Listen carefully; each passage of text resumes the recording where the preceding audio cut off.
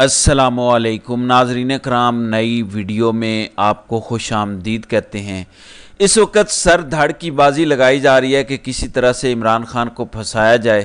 کبھی بھارتی خفیہ ایجنسی را کو لایا جاتا ہے، کبھی کوئی آڈیو میسیج لیک کیا جاتا ہے، کبھی کوئی واٹس ایپ چیٹ لیک کی جاتی ہے، اور کبھی ڈائریکٹ عمران خان پر قتل کا الزام لگا دیا جاتا ہے کہ کسی نہ کسی چیز کے اندر کسی نہ کسی الزام میں خان کو فٹ کیا جائے۔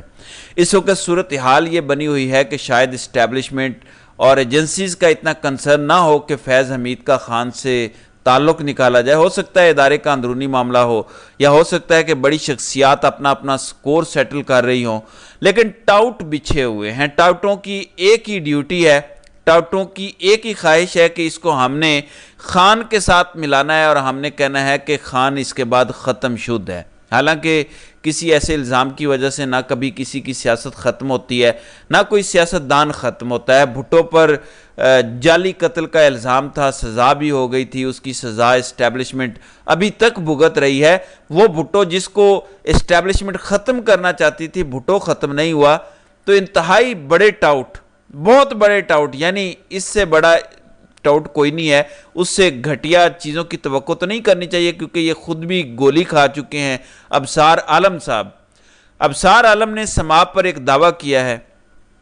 ان کا کہنا ہے کہ 25 دسمبر 2018 کو جو ایم کیو ایم کے رہنما علی رضا عابدی کا قتل ہوا تھا، اس میں جنرل فیض حمید ملوث تھے۔ وہ کہتے ہیں کہ اب یہ اسٹیبلش ہونا ابھی باقی ہے، یا جنرل فیض پر یہ ڈیپینڈ کرتا ہے کہ وہ اس کا الزام خان پر لگاتے ہیں کہ انہوں نے خان کے کہنے پر ایم کیو ایم کے رہنما رضا عابدی کا قتل کیا، یا اپنے آرمی چیف کے کہنے پر انہوں نے قتل کیا، یا ذاتی طور پر انہوں نے یہ ڈیسیژن لیا اور انہوں نے علی رضا عابدی کو قتل کروا دیا۔ تو انہوں نے کہا کہ اس کا تعلق خان کے ساتھ بھی جڑے گا، کیونکہ فیض حمید خان کے کہنے پر سب کچھ کیا کرتے تھے۔ حالانکہ 25 دسمبر 2018 میں general Faiz Hamid D G I S I نہیں تھے، اس وقت general Asim Munir D G I S I تھے اور جنرل فیض حمید ڈی جی سی تھے۔ پھر جو ایک طوفان آیا ہوا ہے، رؤف حسن کی جو چیٹ وائرل کی جا رہی ہے، ٹی وی پر ہیڈ لائنز چلائی جا رہی ہیں کہ دیکھیں رؤف حسن کے بھارتی خفیہ ایجنسی کے ایجنٹ کرن تھاپڑ کے ساتھ رابطے پکڑے گئے ہیں، جبکہ کرن تھاپڑ وہ کہتے ہیں کہ ایک بہت بڑا را کا ایجنٹ ہے، اور رؤف حسن پاکستان کے بارے میں خفیہ معلومات دے رہے تھے، بتا رہے تھے کہ پاکستان میں اسٹیبلشمنٹ کیا کر رہی ہے۔ وہ الیکشن کے بارے میں ان سے بات چیت کر رہے تھے، خونی انقلاب کے بارے میں وہ کرن تھاپڑ کے ساتھ رابطے کر رہے تھے، تو کرن تھاپڑ کے ذریعے را کو یہ ساری معلومات پہنچائی جا رہی تھی۔ لہٰذا یہ کتنے بڑے ملک دشمن ہیں، فوج کے قبضے کی بات کر رہے تھے۔ وہ یہ بات کر رہے تھے کہ پاکستان کے اندر رول آف لا نہیں ہے، فوج کا غیر اعلانیہ مارشل لا ہے۔ ناظرین اکرام، اب کوئی بے وقوف ہی ہوگا، بھارت کو نہیں پتا کہ پاکستان کس طرح سے آپریٹ ہوتا ہے، اسے ہم سے زیادہ بہتر پتا ہے۔ ہم تو اتنی دیر احمقوں کی جنت میں رہے ہیں، پوری قوم بے وقوف بنی رہی، تو بھارت کو تو سارا پتا ہے۔ مائک پومپیو نے کیا لکھا تھا اپنی کتاب میں کہ جب پاکستان نے ابھینندن کو پکڑ لیا تھا، تو میں نے اس وقت کے پاکستان کے ریئل رولر، خان کو نہیں، ریئل رولر کو کال کی، قمر جاوید باجوہ کو، کہ آپ اس کو چھوڑ دیں ورنہ کام کچھ اور ہو جائے گا۔ پوری دنیا کو پتہ ہے پاکستان کے اندر ریئل رولر کون ہے، پاکستان کے اندر فوج ملک چلاتی ہے، اور اگر را کا اتنا ہی حال ہے کہ را نے رؤف حسن کے کہنے پر کوئی کارروائی کرنی ہے یا اس تک معلومات جانی ہے، تو پھر را کو بھی ڈوب مرنا چاہیے، کیونکہ را پاکستان کے اندر وہ کارروائیاں کر رہی ہے، اس طرح کی ٹارگٹ کلنگ کر رہی ہے جو پاکستان کی ایجنسیز کو بھی نہیں پتا، اور را والے واردات ڈال کے جا چکے ہوتے ہیں، پاکستان کے اندر قتل و غارت ہو چکی ہوتی ہے۔ لہٰذا اس کو جوڑا جا رہا ہے رؤف حسن کے ساتھ۔ اس سے پہلے صحافی راہن گریم کے ساتھ جوڑا گیا کہ ان کے ساتھ رؤف حسن کا رابطہ تھا، وہ کچھ سوالات پوچھتے تھے اور ان کی تصدیق کر رہے تھے۔ حالانکہ کوئی بھی صحافی جس نے کوئی بھی سٹوری کرنی ہو، وہ اپنے سوالات بھیجتا ہے، یا کوئی بھی خبر چھاپنی ہو تو اس کی تصدیق کرتا ہے۔ بہرحال اس وقت سر توڑ کوششیں کی جا رہی ہیں کہ خان پر قتل کا الزام یا کسی طرح بھی خان کو بھٹو ماڈل پر سزا دی جا سکے، لیکن سارے کے سارے ڈرامے فلاپ ہوتے جا رہے ہیں۔ منصور علی خان کو انٹرویو دیا ایمل ولی خان نے۔ اب آپ کو پتہ ہے کہ ایمل ولی خان بڑے سخت مخالف ہیں خان کے۔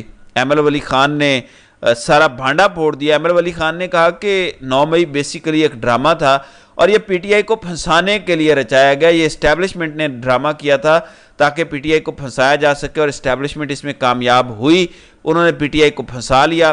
پھر قاضی صاحب ناظرین کرام بری طرح پھنس چکے ہیں۔ قاضی صاحب اب آئین کے سامنے رکھ کے فیصلے کرتے ہیں، یا جو قاضی نے خود اپنا آئین بنایا ہوا ہے اس کے تحت فیصلے کرتے ہیں۔ کل 19 اگست ہے، پنجاب کے اندر الیکشن ٹریبیونل کی بحالی کے حوالے سے کیس ہے، اور اب قاضی کا امتحان ہے۔ اگر قاضی آئین کے مطابق فیصلہ کرتا ہے جس کے اندر چیف جسٹس کی مشاورت سے ججز تعینات ہونے ہیں الیکشن ٹریبیونل کے، تو اس کا مطلب ہے کہ پھر یہ حکومت نہیں بچتی، پنجاب حکومت نہیں بچتی۔ اب قاضی کو کوئی اپنا نیا آئین تخلیق کرنا پڑے گا تاکہ پنجاب میں الیکشن ٹریبیونل کام نہ کر سکیں اور مریم نواز کی حکومت بچی رہے، شہباز کی حکومت ٹکی رہے۔ لہذا قاضی صاحب اس وقت اضطراب کے اندر ہیں۔ یہ بھی ہو سکتا ہے کہ قاضی صاحب کیس کی سماعت نہ کریں، یا قاضی صاحب اس کو کسی اور طرف موڑ دیں، یا مزید اس کے اندر التوا ڈال دیں۔ لیکن اگلے 24 گھنٹے انتہائی اہم ہیں۔ ان 24 گھنٹوں کے اندر اندر جو سپریم کورٹ سے فیصلہ آئے گا، اسی پر اس وقت پنجاب حکومت اور جو قومی حکومت ہے وہ ٹکی ہوئی ہے۔ پھر آج ایک پریس کانفرنس ہوئی، اور یہ پریس کانفرنس کی گئی ہے شیزہ فاطمہ خواجہ کی جانب سے۔ یہ خواجہ آصف کی بھانجی ہیں، آئی ٹی کی وزیر ہیں۔ یہ کہتی ہیں جو پاکستان میں انٹرنیٹ ڈاؤن ہے نا، یہ جو واٹس ایپ نہیں چل رہا، کوئی اپلیکیشن نہیں چل رہی، انڈسٹری بند ہے، 500 ملین سے زیادہ نقصان ہو چکا ہے، پورے ملک کا بیڑا غرق ہو گیا۔ تو اس کا کہنا ہے کہ نہ تو حکومت نے یہ انٹرنیٹ سلو کیا ہے، نہ انٹرنیٹ کے اندر کوئی دوسری خرابی ہے، یعنی حکومت نے نہ سلو کیا نہ حکومت نے بند کیا۔ اصل میں اس نے کہا کہ وجہ یہ ہے کہ یہ جو وی پی این لگتا ہے، وی پی این وہ کہتی ہیں کہ کیونکہ بڑی تعداد میں استعمال ہو رہا ہے، انٹرنیٹ پر بوجھ اتنا پڑ جاتا ہے کہ انٹرنیٹ نیچے دب جاتا ہے، یعنی ٹریفک بہت زیادہ ہو جاتی ہے انٹرنیٹ پر، جس وجہ سے انٹرنیٹ سلو ہو گیا ہے۔ یعنی ایک نئی منطق پیش کی گئی ہے۔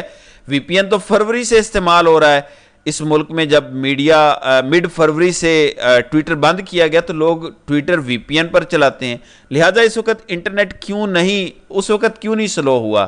مارچ میں نہیں ہوا، اپریل میں نہیں ہوا، مئی میں نہیں ہوا، جون میں نہیں ہوا، جولائی میں کیوں نہیں ہوا؟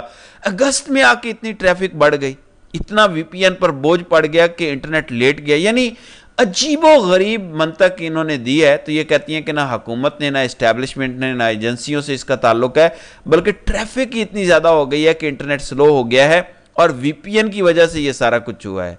پھر اعزاز سید سینئر صحافی ہیں، اعزاز سید نے نواز شریف کے حوالے سے کل بھی ایک خبر دی تھی۔ انہوں نے کہا تھا کہ خواجہ سعد رفیق اور رانا ثناءاللہ نے نواز شریف کو یہ مشورہ دیا تھا کہ آپ سرنڈر کر لیں، آپ اپنی شکست تسلیم کر لیں، آپ ایک بڑے لیڈر ہیں، آپ کو زیب نہیں دیتا کہ آپ فارم 47 کے مطابق ایک کینسر زدہ مریض سے الیکشن ہار جائیں اور فارم 47 کی جیت پر آپ قائم رہیں، اور کسی بھی وقت آپ کو اٹھا کے باہر پھینکا جائے، آپ شکست تسلیم کر لیں۔ لیکن اتنی شرم ہو یا غیرت ہوتی تو یہ سب کچھ ہوتا۔ اب اعزاز سید کہتے ہیں کہ نواز شریف اب سول سپرمیسی کے بارے میں ایک لفظ بھی نہیں بولتے، انہیں جنرل باجوہ اور جنرل فیض سے ہاتھ جوڑ کر معافی مانگنی چاہیے کہ غلط ان کا نام لیتے رہے۔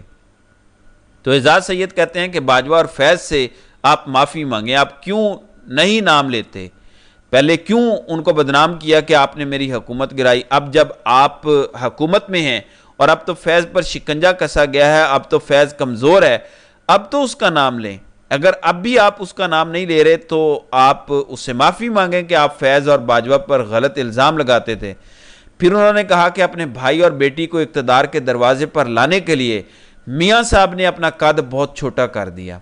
دوسرے نمبر پہ شاہد خاقان عباسی کا ایک انٹرویو آیا جس میں شاہد خاقان عباسی کہتے ہیں کہ اس قومی اسمبلی اور صوبائی اسمبلیوں کے آدھے سے زیادہ لوگ پیسے دے کر اسمبلیوں میں آئے ہیں، اور یہ وہ الزام ہے جو اس سے پہلے مولانا فضل الرحمان، محمود خان اچکزئی اور دیگر لوگ، ایون نون لیگ کے اپنے میاں جاوید لطیف بھی لگا چکے ہیں کہ 5-5 کروڑ روپے دے کر نتائج حاصل کیے گئے۔ شاہد خاقان عباسی نے کہا کہ اصغر خان کیس کی طرح یہ کہانی بھی کسی نہ کسی دن کھلے گی۔ 1990 کے اندر جو پیسے بانٹ رہے تھے، اس دفعہ انہوں نے پیسے وصول کیے ہیں، یعنی ایجنسیاں ہمارے ملک کی جو اسٹیبلشمنٹ ہے جو پیسے بانٹ کر لوگوں سے ووٹ خریدا کرتی تھی، اب وہ پیسے لیتی ہے اور لوگوں کو نتیجے دیتی ہے، فارم 47 کے مطابق ان کے نوٹیفیکیشن نکلواتی ہے، ان کو اسمبلی کا رکن بنواتی ہے۔ جبکہ نون لیگ میں بھی اس وقت 2 طرح کے لوگ ہیں، ایک وہ ہیں جو جنرل باجوہ کے خلاف ہیں، جو کہتے ہیں کہ باجوہ ایکسٹینشن چاہتا تھا، باجوہ مارشل لا کی دھمکیاں دے رہا تھا، جبکہ دوسرا گروپ جو ہے وہ جنرل باجوہ کو سب سے معصوم ترین آرمی چیف، نیک ترین آرمی چیف ڈکلیئر کر رہا ہے۔